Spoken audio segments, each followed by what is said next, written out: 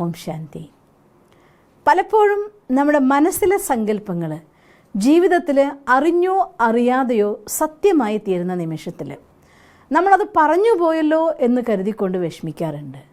ഈ കാര്യം പലതവണ ആവർത്തിക്കുന്നതാണ് നമ്മുടെ എല്ലാം ജീവിതത്തിൽ വരുന്നതായിട്ടുള്ള സാമ്പത്തിക പ്രയാസങ്ങൾ. ജീവിതത്തിൽ എപ്പോഴെല്ലാം ഒരു പൈസ ബില്ല് നമ്മുടെ മുന്നിൽ വരുന്നു, ഇലക്ട്രിസിറ്റി ബില്ല് സാധാരണ എല്ലാ വീട്ടിലും വരുന്ന ബില്ലാണ്. നമ്മുടെ വീട്ടിലെല്ലാവരും കൂടെ കുറച്ച് കൂടുതൽ താമസിച്ചു, ഒരു ഫെസ്റ്റിവലായി, ഓണായി, വിഷുവായി, കാര്യങ്ങൾ വന്നു. എല്ലാവരും എ സി ഉള്ള റൂമിലാണെങ്കിൽ എ സി ഇട്ട് കിടന്നു, എല്ലാ ഫാനും എപ്പോഴും വർക്ക് ചെയ്തു, എല്ലായിടത്തും ലൈറ്റ് കത്തി. ആ മാസം കുറച്ച് ബില്ല് കൂടുതൽ വന്നു, നമ്മൾ സന്തോഷിച്ചതാണ്. പക്ഷേ ബില്ല് കാണുന്ന നിമിഷം അടുത്ത നിമിഷം എൻ്റെ ഭഗവാനേ ഇത് പ്രതീക്ഷിച്ചതാ. അതിനാ ബില്ലിനോടുള്ളതായിട്ട് നമ്മുടെ റെസ്പോൺസ്. ഒരു പൈസ കയ്യിൽ വന്നു, ഒരു EMI അടയ്ക്കേണ്ടതുണ്ട്, ഒരു അടവടയ്ക്കേണ്ടത്, ബാങ്കിൽ അടവടയ്ക്കേണ്ടതുണ്ടാവാം, അതല്ലെങ്കിൽ എമർജൻസി ഒരു കാര്യം വാങ്ങേണ്ടി വന്നിട്ടുണ്ടാവാം. കയ്യിലൊരു പൈസ വരുമ്പോഴത്തേക്കും ദാ കഴിഞ്ഞിരിക്കണം.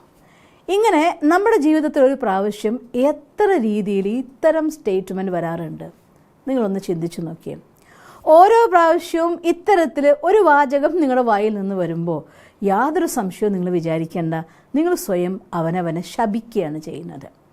ധനവും നമ്മളും തമ്മിലുള്ളതായിട്ടുള്ള ബന്ധത്തെ കിലോമീറ്ററോളം ദൂരത്തേക്ക് കൊണ്ടുപോവുകയാണ് ചെയ്യുന്നത്. അതുകൊണ്ട് നമ്മുടെ വാക്കുകൾ, ഓരോ കാര്യത്തിനോടും നമ്മുടെ ആറ്റിറ്റ്യൂഡ്, നമ്മുടെ മനസ്സിൻ്റെതായിട്ടുള്ള ഫീലിങ്സ്, അതാണ് നമ്മുടെ ലൈഫിൽ പോസിറ്റീവ് എനർജീനെ അട്രാക്റ്റ് ചെയ്യുന്നതായിട്ടുള്ള കാര്യം. ബില്ല് അടയ്ക്കുന്ന സമയത്ത് ഒരു ബില്ല് അടയ്ക്കണം എന്നത് അനിവാര്യമായിട്ടുള്ള കാര്യമാണ്, അത് നമുക്ക് അറിയാവുന്ന കാര്യമാണ്. നമ്മൾ സന്തോഷിച്ചതാണ്, ആഘോഷിച്ചതാണ്. ആഹാരം കഴിക്കാൻ വേണ്ടി കൊണ്ട് പൈസ കൊടുത്തൊരു സാധനം വാങ്ങേണ്ടി വരുമ്പോൾ എൻ്റെ പൈസ പോയല്ലോ എന്ന് വിചാരിക്കാറല്ലോ. കഴിക്കാനല്ലേ നമ്മൾ വാങ്ങുന്നത്, സന്തോഷിക്കല്ലേ. അതേ ആറ്റിറ്റ്യൂഡ് എല്ലാ കാര്യത്തിനോടും നമുക്ക് ആവശ്യമാണ്. പക്ഷേ ആ പൈസ കൊടുക്കുന്ന സമയത്ത് കയ്യിൽ ആ ബില്ലടയ്ക്കാനുള്ള പൈസ വന്നു കിട്ടിയല്ലോ, ഒരു പക്ഷേ എമൗണ്ട് ബില്ല് വന്ന വശം കയ്യിലില്ലെങ്കിൽ പോലും അത് അഡ്ജസ്റ്റ് ചെയ്യാൻ, അറേഞ്ച് ചെയ്യാൻ എൻ്റെ കയ്യിൽ സമയത്ത് വന്നല്ലോ എന്ന് കരുതിക്കൊണ്ട് ഇങ്ങനെ ഒരു സന്തോഷത്തിൻ്റെ മുഹൂർത്തത്തിൻ്റെ അതെനിക്ക് അടയ്ക്കാനുള്ള പൈസ കിട്ടിയല്ലോ, സമാധാനം. ഈ ഒരു മാസം EMI അടയ്ക്കേണ്ടതായിട്ടുള്ള പൈസ അടുത്ത് വരുമ്പോൾ, കയ്യിൽ പൈസ കിട്ടിക്കൊണ്ട് അടയ്ക്കേണ്ടി വരുമ്പോൾ വന്നതും അത് അതിനടച്ചല്ലോ എന്ന് വിചാരിക്കാതെ അടയ്ക്കാനുള്ള സമയത്ത് എനിക്ക് ആ പൈസ കിട്ടിയല്ലോ ഭഗവാനെ, താങ്ക് യു. ഒരു കാര്യം, നിങ്ങൾക്ക് എമർജൻസി ഒരു സാധനം വാങ്ങേണ്ടി വരികയാണ്, കയ്യിലൊരു എമൗണ്ട് വന്നിരിക്കുകയാണ്, ആ സമയത്ത് ആ പൈസ വന്നതും ഒരാവശ്യം വരുമ്പോൾ ഭഗവാനെ താങ്ക് യു. ഈ ഒരു ആവശ്യം വരുന്ന കണ്ടുകൊണ്ട് മുൻകൂട്ടി നീ എനിക്ക് തന്നല്ലോ. ഒന്ന് ആലോചിച്ച് നോക്കിയ കാര്യം, ആ പൈസ അത് ഉപയോഗിക്കുകയാണ് അപ്പോഴും ഇപ്പോഴും ഒക്കെ. പക്ഷേ മനസ്സിനുള്ളതായിട്ടുള്ള ഫീലിംഗ് ഒന്ന് ഹൈലി പോസിറ്റീവ് ആണെന്നുണ്ടെങ്കിൽ ഒന്ന് ഹൈലി നെഗറ്റീവാണ്.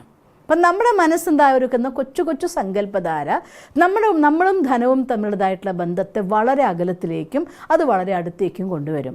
അതുകൊണ്ട് ജീവിതത്തിൽ ഒരു പ്രാവശ്യം ഒരു രൂപ ഉപയോഗിക്കാൻ പറ്റുമെങ്കിൽ ഭഗവാനോട് നന്ദി പറയുക. ഈ കാര്യത്തിന് വേണ്ടി ഈ സമയത്ത് എനിക്ക് ഈ ധനം തന്നല്ലോ ഭഗവാനെ, താങ്ക് യു. നമ്മുടെ മനസ്സ് ആ ഒരു താങ്ക്സിൻ്റെ പോസിറ്റീവ് എനർജി ജീവിതത്തിലേക്ക് സ്ഥിരമായിക്കൊണ്ട് ധനം പ്രവഹിച്ചു വരാനും ആ പ്രവാഹത്തിൻ്റെ ശക്തിയെ കൂട്ടാനും സഹായിക്കും. ഇന്ന് നിങ്ങൾക്ക് ഇത്തരത്തിൽ നമ്മുടെ മനസ്സിൻ്റെ പോസിറ്റീവ് എനർജീനെ ഹൈലി പോസിറ്റീവ് ആക്കാൻ വേണ്ടിക്കൊണ്ടുള്ളതായിരിക്കുന്ന ഒരു മന്ത്രം തന്നെയാണ് ഞാൻ തരാൻ ആഗ്രഹിക്കുന്നത്. മന്ത്രം എന്ന് പറയുമ്പോൾ ഞാൻ ഒരു കാര്യം എടുത്തു പറയുകയാണ്. മന്ത്രം എന്നുള്ള വാക്ക് വരുന്നത് തന്നെ മന്ത്രണ എന്ന ശബ്ദത്തിൽ നിന്നാണ് വരുന്നത്. മന്ത്രണ എന്ന് വെച്ചാൽ ആവർത്തിച്ച് ഉച്ചരിക്കാനുള്ളത് എന്ന്. അപ്പോൾ ഒരു കാര്യം ആവർത്തിച്ച് നമ്മൾ പറയുന്ന സമയത്ത് അത് നമ്മുടെ ജീവിതത്തിൻ്റെ ഏറ്റവും വലിയ മന്ത്രമായിട്ട് മാറുന്നു. ഞാൻ കഴിഞ്ഞ പ്രാവശ്യം നിങ്ങൾക്കൊരു മന്ത്രം തന്നിട്ടുണ്ടായിരുന്നു. ഞാൻ മാസ്റ്റർ സർവശക്തിവാനാണ്, ഞാൻ സമ്പന്നനാണ്. ഇത് വളരെ പവർഫുള്ളായൊരു മന്ത്രമാണ്. അത് പ്രാക്ടീസ് ചെയ്തതായിട്ടുള്ള ഒരുപാട് പേര് അവരുടെ ലൈഫിൽ സാമ്പത്തിക പ്രയാസങ്ങൾ രക്ഷപ്പെട്ടതായിട്ട് എൻ്റെ അടുത്ത് ഷെയർ ചെയ്യുന്നുണ്ട്.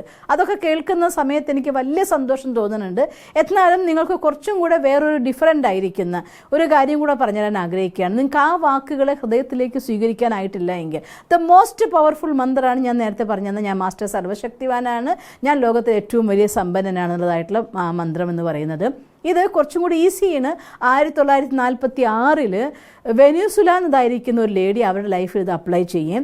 അവരുടെ വലിയ കടബാധ്യതയിൽ നിന്ന് അവർ സമ്പത്തിലേക്ക് മാറുന്ന, സമ്പന്നയായി മാറുന്ന ഒരു ലൈഫ് അവരുടെ ലൈഫിൽ വരികയും ചെയ്തതുകൊണ്ട് നിങ്ങൾക്ക് ഈ ഒരു കാര്യം ഞാൻ വായിച്ചപ്പോൾ എനിക്ക് തോന്നി ഇത് നിങ്ങൾക്ക് പറഞ്ഞു തന്നാൽ, സപ്പോസ് ഞാൻ നേരത്തെ പറഞ്ഞതായിട്ടുള്ള മന്ത്രം ഉപയോഗിക്കാൻ പറ്റാത്തവർക്ക് ഇത് തീർച്ചയായും സഹായിക്കുമെന്ന് തോന്നിയതുകൊണ്ടാണ് ഇന്നത് പറഞ്ഞു തരണമെന്ന് ആഗ്രഹിക്കുന്നത്. പക്ഷേ അതിനു മുന്നേ ഞാൻ സ്ഥിരം പറയാറുള്ള ഒരു കാര്യം പറയുകയാണ്.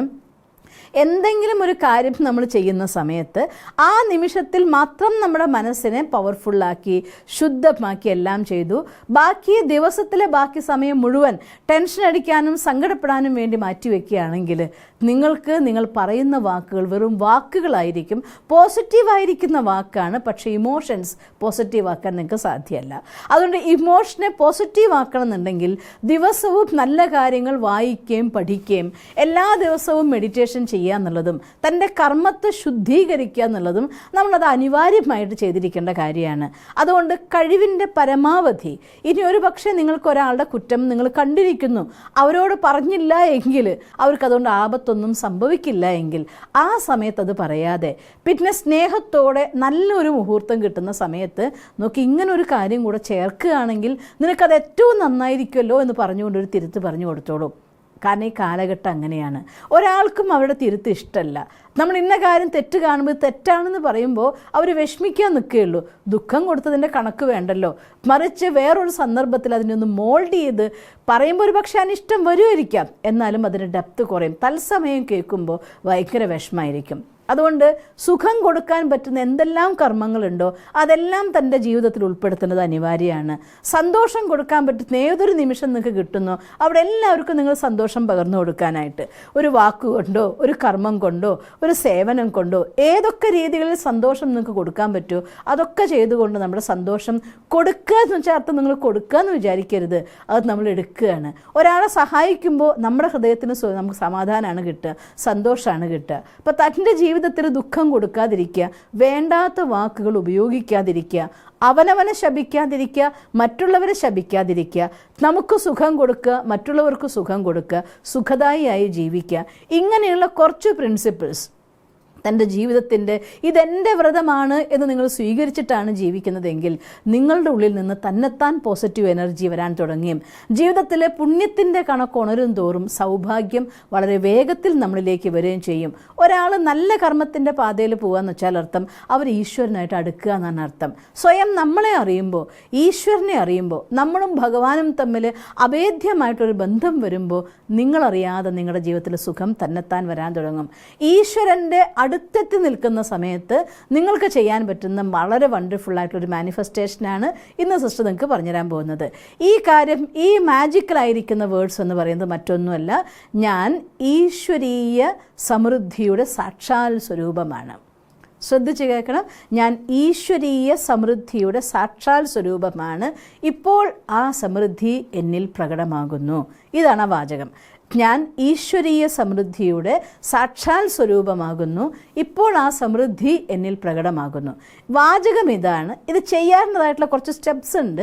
ഇത് ചെയ്യുന്ന സമയത്ത് ഇത് രാവിലെയും വൈകുന്നേരവും 2 നേരവും നമ്മൾ ചെയ്യുകയാണെങ്കിൽ കുറച്ചും കൂടെ ഈസി ആയിരിക്കും.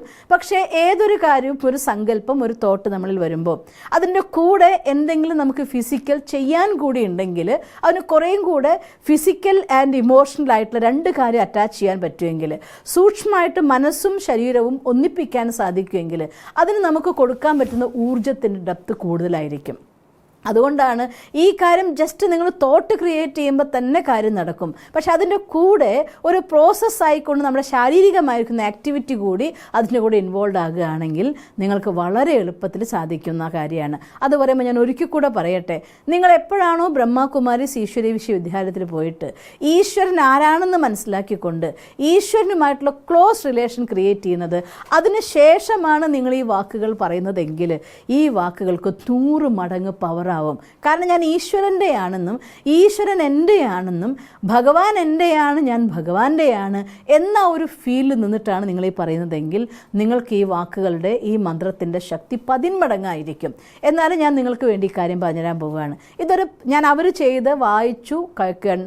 ഞാനിത് പ്രാക്ടീസായിട്ട് പലവട്ടം നമ്മൾ മാസ്റ്റർ സർവ്വശക്തിവാനാണ്, സമ്പന്നനാണെന്നുള്ള കാര്യം ചെയ്യും. എൻ്റെ ലൈഫിൽ വേണ്ടതായിട്ടുള്ള സമൃദ്ധി, എനിക്ക് ആവശ്യം വേണ്ടതായിട്ടുള്ള കാര്യങ്ങൾ ഞാൻ എൻ്റെ ലൈഫിലേക്ക് അട്രാക്റ്റ് ചെയ്യാറുമുണ്ട്. അതുകൊണ്ട് ഞാൻ നിങ്ങൾക്ക് പറഞ്ഞു തന്നു.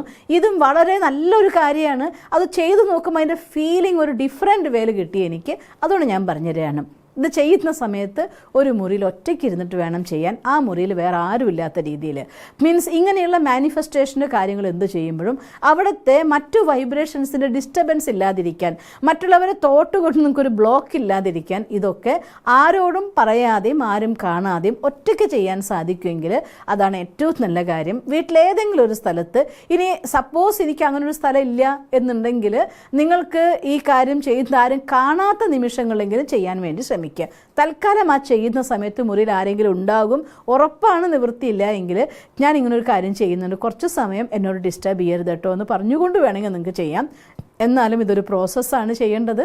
ചെയ്യേണ്ട കാര്യം മറ്റൊന്നുമല്ല, നിങ്ങൾ ആദ്യം തന്നെ ഒരു പറ്റുമെങ്കിൽ ക്ലീൻ ആയിരിക്കുന്ന, കുളിച്ച് ശുദ്ധമായിരിക്കുന്ന നിമിഷം, രാവിലെ കുളിച്ച് വരുമ്പോൾ രാത്രി ഉറങ്ങാൻ പോകുന്നേക്കാൾ മുന്നാണ് ചെയ്യാൻ ഏറ്റവും നല്ലതായിട്ടുള്ള സമയം. കുളിച്ച് ശുദ്ധമായി വന്ന ശേഷം നമ്മുടെ 2 കൈകളെയും റിസീവിങ് മോഡിലേക്ക്, ഈ രീതിയിലേക്ക് നമ്മൾ പിടിക്കണം.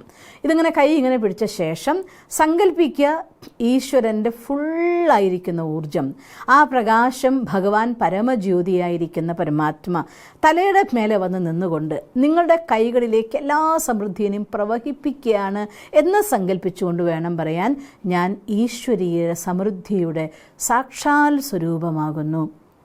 ആ സമൃദ്ധി ഇപ്പോൾ എന്നിൽ പ്രകടമാകുന്നു. ഇതാണ് വചനം പറയേണ്ടത്. ഞാൻ ഈശ്വരീയ സമൃദ്ധിയുടെ സാക്ഷാൽ സ്വരൂപമാകുന്നു. ആ സമൃദ്ധി ഇപ്പോൾ എന്നിൽ പ്രകടമാകുന്നു എന്ന് പറയാം. നിറഞ്ഞുകൊണ്ടിരിക്കുന്നു എന്ന് വേണമെങ്കിൽ നമുക്ക് പറയാം. ഹാർട്ട് എന്ന് വരുന്ന വാക്കായിരിക്കും അത്. അപ്പോൾ ഈ വാക്കുകൾ പറഞ്ഞിട്ട് ഇത് 3 തവണ ഫീൽ ചെയ്തുകൊണ്ട് പറയണം. ആവർത്തിച്ച് ശബ്ദങ്ങളല്ല പറയേണ്ടത്, ഇമോഷൻസോട് കൂടി കണ്ടുകൊണ്ട്. അൺലിമിറ്റഡ് ആയിരിക്കുന്ന സമൃദ്ധി, അത് ധനമാവട്ടെ, നിങ്ങൾ ആവശ്യപ്പെടുന്നത് എന്താണെങ്കിലും അത് പരമപ്രകാശമായ പരമാത്മാവിൽ നിന്ന് പ്രകാശമായിട്ട് ഒഴുകി വന്ന് നമ്മുടെ കൈകളിൽ നിറഞ്ഞ്, 2 കൈയിലും നിറച്ചൊരു സാധനം. നമ്മളിപ്പോൾ ബീച്ചിൽ പോയിട്ട് ഇങ്ങനെ മണൽ വാരിയെടുത്ത് പിടിക്കുമ്പോൾ നമ്മുടെ കയ്യിൽ ഫീൽ ചെയ്യില്ലേ, അതുപോലെ ആ ഈശ്വരൻ്റെ പ്രകാശം വന്ന് നിറഞ്ഞുകൊണ്ട് കയ്യിൽ തീ കത്തും പോലെ പ്രകാശം അത് നിറഞ്ഞു നിൽക്കുന്നതായിട്ട്, അതിൻ്റെ ആ ഒരു എനർജിയുടെ മാസ് ഫീൽ ചെയ്യൂ നിങ്ങൾ. ആ ഊർജ്ജം നിറയുന്നതായിട്ട് ആനന്ദം അനുഭവിച്ച് 3 പ്രാവശ്യം പറഞ്ഞ ശേഷം കൈകളെ താഴ്ത്തി, കൈകളെ നിങ്ങൾ ഈ രീതിയിലോ അല്ലെങ്കിൽ കൈകളിൽ നിന്ന് കംഫർട്ടബിൾ ആയിട്ടുള്ള പോസ്റ്റിൽ നിന്നുകൊണ്ട് ആ പ്രകാശം നിറഞ്ഞുകൊണ്ടേ ഇരിക്കണം. ആ മുറി മുഴുവൻ ആ പ്രകാശം നിറയുകയാണ്. അതോടുകൂടി നിങ്ങൾക്ക് വേണ്ട ധനമാണെങ്കിൽ ധനം, ഹെൽത്ത് ആണെങ്കിൽ ഹെൽത്ത്, എന്താണോ നിങ്ങളുടെ ഡ്രീം, അൺലിമിറ്റഡ് ആയിരിക്കുന്ന മണി അത് നിറഞ്ഞുകൊണ്ടിരിക്കും. ഇപ്പോൾ ഈ മുറി മുഴുവൻ ഓൾമോസ്റ്റ് അത് വന്ന് നിറഞ്ഞു കഴിഞ്ഞു. ആ പ്രകാശം നിറയുന്നതിനൊപ്പം പോസിറ്റീവായിരിക്കുന്ന ധനം നിങ്ങളുടെ മുറിയിൽ വന്ന് നിറഞ്ഞു, പോസിറ്റീവ് എനർജി നിറഞ്ഞു, നിങ്ങളുടെ ഹാപ്പിനെസ് നിറഞ്ഞു. ഇതൊക്കെ ഫീൽ ചെയ്തുകൊണ്ട് 3 മിനിറ്റ് സമയം സൈലൻസിൽ നമ്മൾ നിൽക്കണം. അത് ഫീൽ ചെയ്തുകൊണ്ട് 3 മിനിറ്റ് സമയം പറയുന്നത് 3 പ്രാവശ്യം ഫീൽ ചെയ്ത് പറയുക. അത് കഴിഞ്ഞ ശേഷം 3 മിനിറ്റിൽ സൈലൻസിൽ എവിടെ നിൽക്കുക. അത് കഴിഞ്ഞ ശേഷം കൈകൂപ്പിക്കൊണ്ട് ഗ്രാറ്റിറ്റ്യൂഡ്, താങ്ക് യു, ഇത്രയും എൻ്റെ ജീവിതത്തെ സമൃദ്ധമാക്കിയതിന് ഭഗവാനെ അങ്ങക്ക് ഒരുപാട് നന്ദി, എൻ്റെ ബാബ ഒരുപാട് നന്ദി, എൻ്റെ ഈശ്വര നിനക്ക് ഒരുപാട് നന്ദി, ഹൃദയം നിറഞ്ഞ് നന്ദി പറഞ്ഞുകൊണ്ട് ആ ഗ്രാറ്റിറ്റ്യൂഡിൻ്റെ ഒരു ഫീലിംഗ് ഹാർട്ടിൽ വരുമ്പോൾ, ഹൃദയം നിറയുമ്പോൾ കണ്ണ് നിറയാറുണ്ട്. 2 പരസ്പര പൂരകങ്ങളല്ലേ. 2 സാധിക്കുമെങ്കിൽ നിങ്ങൾ കൈകൾ കൊണ്ട് കൂപ്പി നന്ദി പറയുമ്പോൾ കണ്ണ് നിറഞ്ഞ ആ തുള്ളി വെള്ളം ഇറ്റിയെങ്കിൽ അത് അമൃതെന്ന് വിചാരിച്ചോളൂ, അഥവാ ഭഗവാൻ സമർപ്പിച്ച മുത്താണെന്ന് വിചാരിച്ചോളൂ. ഈ രീതിയിൽ ആത്മാർത്ഥമായിട്ട് രാവിലെയും വൈകുന്നേരവും ചെയ്യാം.